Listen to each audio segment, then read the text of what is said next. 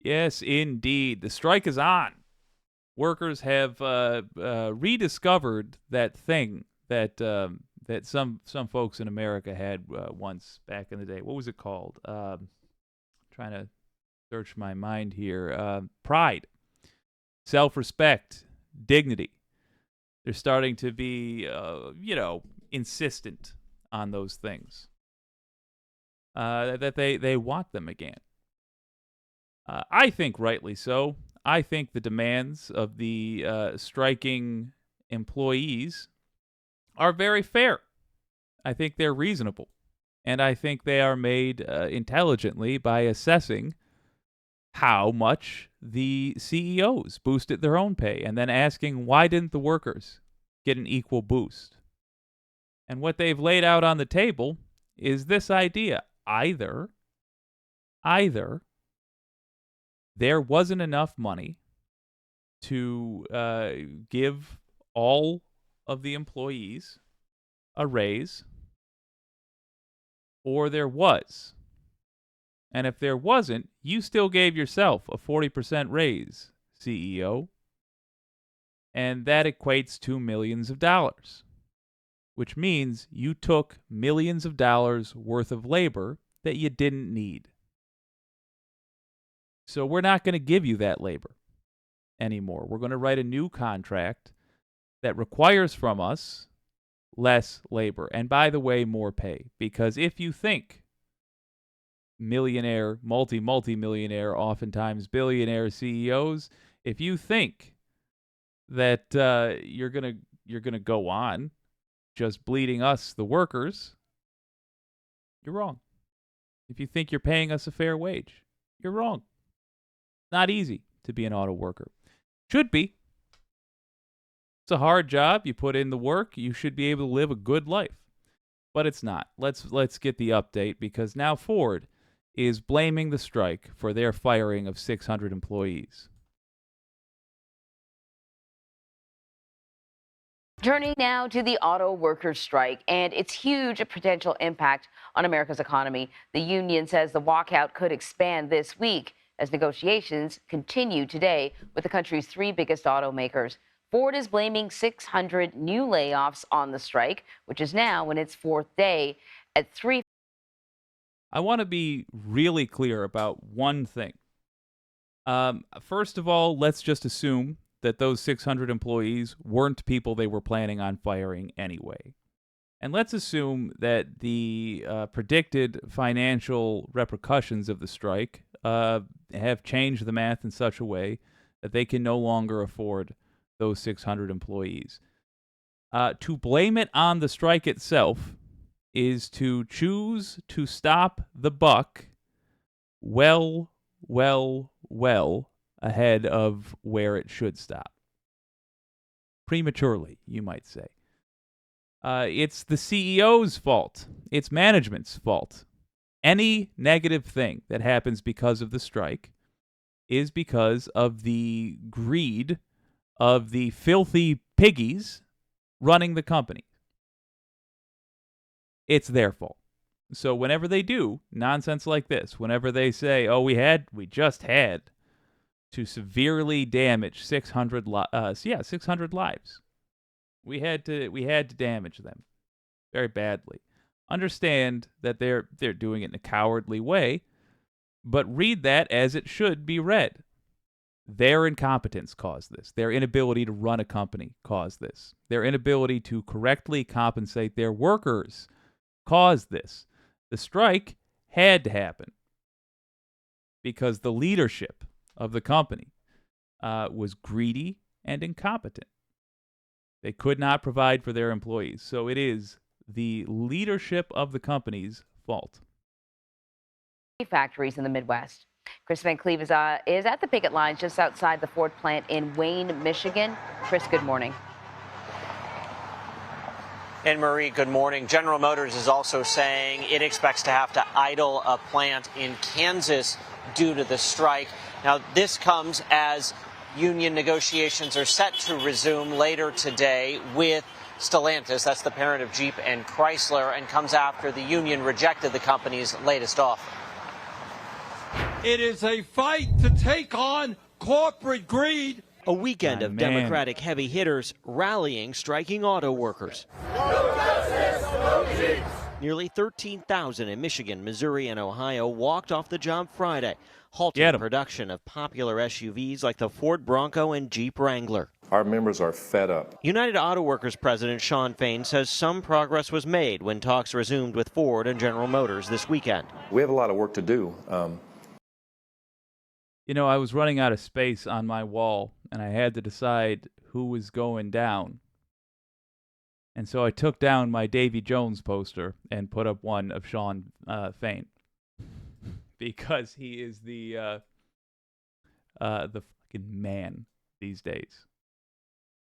You know, when it comes to wages, when it comes to retirement security. Do you feel like you're finding some places of agreement? We're finding common ground on some things, but we still have ways to go. The union is currently seeking at Yeah, they've agreed that they both like pizza, but as far as whether or not employees should be paid poverty wages, they can't seem to see eye to eye on. At least a 36% raise, cost of living, and job protections, as well as an unwinding of concessions made during the Great Recession when the...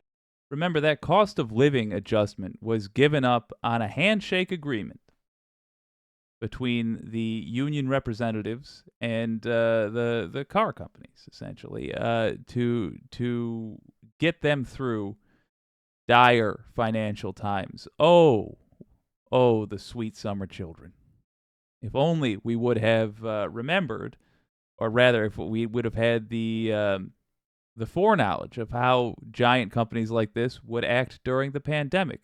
They will use any excuse, no matter how craven, no matter how base. They will use any excuse to screw over human beings, these CEO pigs. They will do that. Never, ever give them an inch. I don't blame the old union leadership for trying to be gentlemen about it, ladies and gentlemen, trying to help out during a unique situation. But now we know.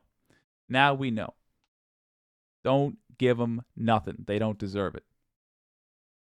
The companies created a tiered paid scale, starting some employees at under $17 an hour, while others make nearly double for the same work. The way they're treating the new hires coming in just isn't right. The union rejected automakers' offers centered around a 20% raise.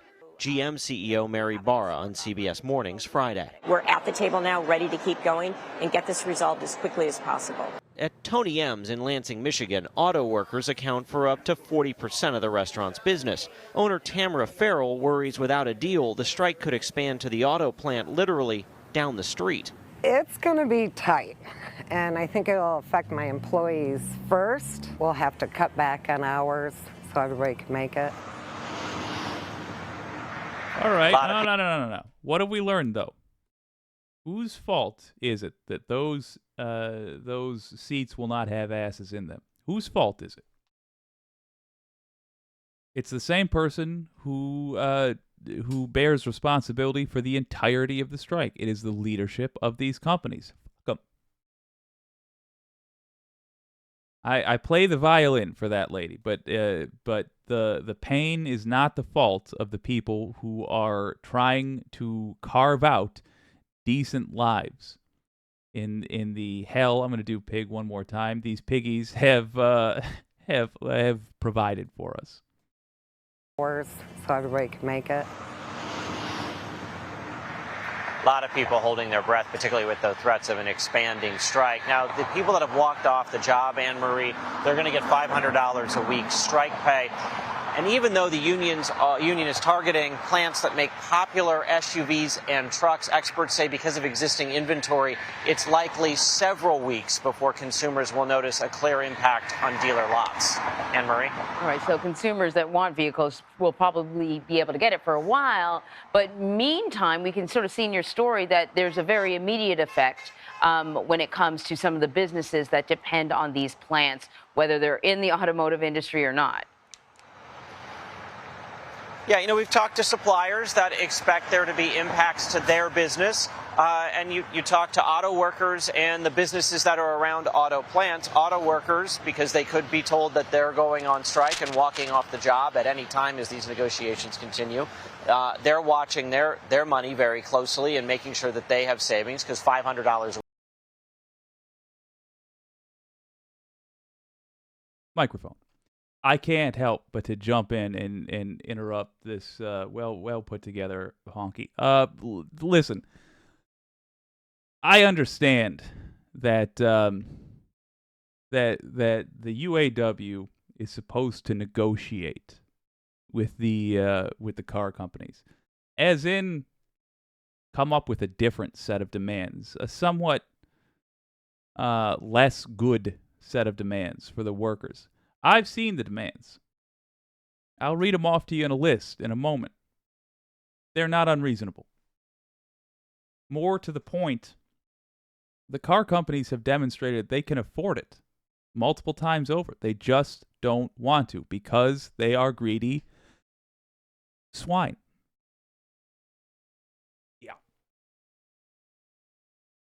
week doesn't go very far, which means they're likely not eating out as much as they would be, maybe not going to some local businesses the way. Side note, honky, who trying to keep a family alive on $500 a week, who eats out at all? I guess there's McDonald's. Where we've talked to people that have canceled vacations and stopped looking for a house. So it is clearly having an impact, but at the same time, only about 8% or so of the United Auto Workers that work for the Big Three are currently on strike. So most folks are getting up and going to work today. You recall when we were facing the possibility of a rail strike here in this country, right? And the Biden administration got involved. There was no strike. And as far as I know, negotiations are probably still ongoing, and the administration is still involved in those negotiations. We have learned that the Biden administration dispatched a couple of aides to head to Detroit to help with this. Margaret Brennan was speaking to Democratic Congresswoman Debbie Dingell on Face the Nation. She didn't think it was a good idea. She didn't think the president should get involved in the negotiations. I'm curious about the people there in Detroit. How do they feel about the Biden administration stepping in? Well, Maria, it's different than the rail strike, where Congress has the ability to order rail workers back to work. Auto workers don't have that same authority. What we're hearing from people on all sides of this negotiation is that they believe the solutions will come at the negotiating table between the union and the automakers. So far, the people that we have talked to here on the ground weren't aware if those officials were even here in Detroit or what role they would take. And the negotiations, quite noticeably, continued this weekend without them. And what's the general feeling among plant workers? It seems like the two sides are very far apart. There's a possibility that this could be a long haul. You can go 1 month, maybe, but when you get into a second month of not being able to pay your bills, it becomes, you start to have second thoughts. So what are you hearing from people on the picket line now? Well, the GM strike in 2019 went on for several weeks. So I think people are aware that if there wasn't a deal very quickly, that this could stretch on. I mean, auto workers are concerned. If you go to making $500 a week, that is not a lot of money to feed your family. So we've only talked to one auto worker who was excited to be on strike. Most of them, are very concerned, but make the argument that it is a necessary step in order. Yeah, I'm excited that they are on strike. It sucks that they're going to have to endure some hardship, but I'm excited they're on strike because guess what? These are auto workers. They're up there with baristas and flight attendants in terms of common jobs, aka jobs that will set the standard for the rest of us. If they get a 32-hour work week, goddamn, the game changes. That's an acknowledgement that the workers of the world are producing more now than they did back when the 40-hour work week was come up with. In fact, they're producing many, many times more than they used to. we need that acknowledgement. I realize that this kind of conversation tends to wander into a discussion of AI and things you might not think are related. But the fact is, we're transitioning from a world that required we work ourselves damn near to death just to get by to a world where we are working ourselves damn near to death for no damn reason. And while that in and of itself is a tragedy endured by generations unnecessarily, while that is a tragedy, there's a worse one coming if we don't nip this right now. We can't nip it in the bud. The bud has blossomed, but we can still take care of it before it gets worse. Why would it get worse? Because they won't need as many of us. We're doing all the busy work we can. They're paying as little as they can get away with paying. There are literally people dying from lack of pay in this system that we set up that does not provide anything for anybody unless you got $1 to hand to somebody else. So, what happens when they go from needing 100 employees to just one to get a job done? We need to. So I'll answer that. It's not meant to be a mystery. It means 99 people are screwed. 99 people are tossed out on their butts, and one greedy SOB at the top takes their paychecks for themselves as a bonus. That's what's going to happen. So we need to establish a cultural understanding that the compensation needs to go up at the same time as the amount of work each person is expected to do goes down. Don't worry what people will do with their free time. I have seen miracles performed by people for fun on the internet. People will always find ways to be useful and creative and beautiful, and most importantly, productive. But when we let the ultra-rich tell us who is important, the answer will always be whoever is giving them money. To get the kind of deal that they're seeking, which is a substantial raise over the course of a 3 or 4 year agreement, as well as a bunch of other things like inflation protection, getting rid of those pay tiers we talked about in the story. So the strike is their leverage, and I think they know that. So they're prepared to stick it out. But, I don't think you're going to find anyone over there who's excited to be walking this picket line right now instead of being on the job. Yeah, of course. And in terms of the union strategy here, picking certain plants to focus on, and I mean, it seems like the strategy is working because the thought process was there would be a trickle-down effect. And now we've seen it. We've seen layoffs with at least one plant. As far as we know, in terms of the union strategy, is this going to be the ongoing approach? Maybe one plant each for each company and then see what the impact might be? Well, I think that depends a lot on how the negotiations go. If negotiations, because you've got 3 different sets of negotiations. So, it is likely that one automaker might be closer to a deal or might have momentum moving forward that another doesn't. So you could see one specific automaker hit with additional strikes. You could also see additional walkouts at all 3, depending upon how things are going. Striking 3 plants was essentially a warning shot across the bow of the automakers. They targeted plants that make popular and lucrative vehicles, but not the most popular and not the most lucrative. It is certainly not been missed by the automakers that the strike did not happen at the pickup and large SUV plants. The most profitable vehicles these automakers make in many cases are things like the Ford F-150, the best-selling vehicle in the country, the Dodge. Yada, yada. Couple of things here.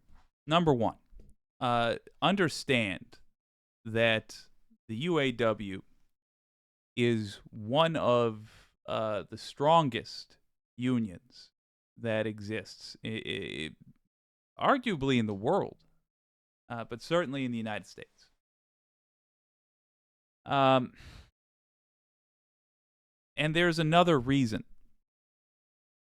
relevant in a moment. There's another reason that they will have chosen to only do this at 3 plants as opposed to shutting down production of all vehicles across the board. Because that $500 per employee per week adds up real quick.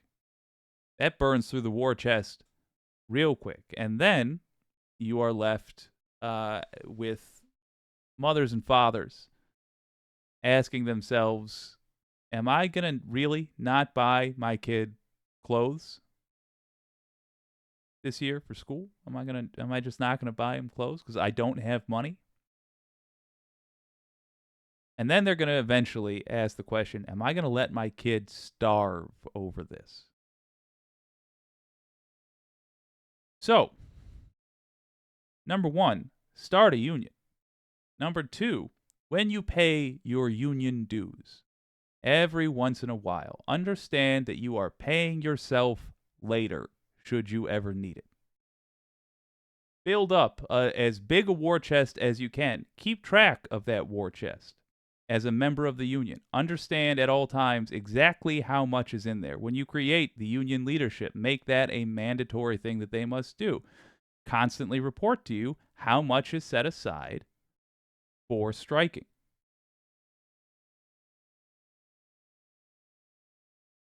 If you could have shut down the big 3 automakers in their entirety for weeks at a time, I surely do believe the negotiations would be easier. Here's what I recommend you do. Contact Ford and GM. Stellantis, I fucking hate that dumb name. They despite having a dumb name are actually playing ball a little bit more. So don't waste your energy yelling at somebody who's already running in the direction you want them to. Ford and GM, they're being a little bit sassy. I don't care for that attitude. How about you? Write them. Say the negotiations should be akin to Russia and Ukraine. Do what the other guy says. That's the negotiation. You can tell them, I don't buy cars from people who have wage slaves, for people who have employees who are barely able to get by. I don't buy cars from you anymore, as of now. One way you can change that, one way you can make me forget, Ford and GM leadership, that you are filth. One way you can make me forget that is to do exactly what the union asks of you. Don't negotiate. Don't waste my time. Don't waste theirs. If I find, when I come out the other side of this, that you were successful, that you managed to batter these employees down, you managed to break their will. If I find out that you did that and you gave them a lesser deal, I'm done with this company. I'm not going to look back again. I'm not going to see if maybe they redeem themselves by doing some silly-ass charity drive 2 months later that they write off anyway. Incidentally, let's dive into that. They probably will in a couple of months. These giant car companies, they probably will do some sort of big charitable event. I just want you to know that they are going to indeed give that money to whoever they said they would, but then they're going to write it off of their taxes. How will a company do that? They just will. They'll find an arcane way to do it. They do this every time. And that means that their charity will simply be taking money for you or from you so that they don't have to pay for your schools or roads. And you'll like them for it. So, contact these car manufacturers. Tell them no negotiations with the unions. Just do what they say. They've given you a fair deal. Here is what they are asking for, to be specific. A 40%, this is rounding up, hourly pay increase. It actually is 36%. A reduced 32-hour work week. Yeah, that's what I think we should all have. A shift back to traditional pensions, as in they killed the pension system. They gutted that thing. Of course we should go back to the pensions that used to be. Elimination of compensation tiers. In other words, for the privilege of working for these companies, you agree to take a tiny amount of money, hoping that one day, you'll be able to earn the entry-level pay that your father had. Restoration of cost of living adjustments, which were taken away as a favor to these companies that they, of course, never repaid. Enhanced retiree benefits. Instead of letting people that spent their lives making machines for these companies to sell, instead of letting them just rot in poverty, they actually have to take care of these people that dedicated their lives to the business. Enhanced vacation and family leave benefits because people work themselves to death and do not have much of an opportunity to meet their family along that lonely road. Yeah, those are fine. Those are just fine. I don't think we should be asking them, the workers, to let go of any of those demands or to lessen any of those demands. Those are perfectly fair demands. Bear in mind that the CEO over at Ford gave himself a multi-million-dollar raise just this year. Those demands are fine. Let him know, however, that you, the car buyer, are watching. Fuck. Let him know you're watching.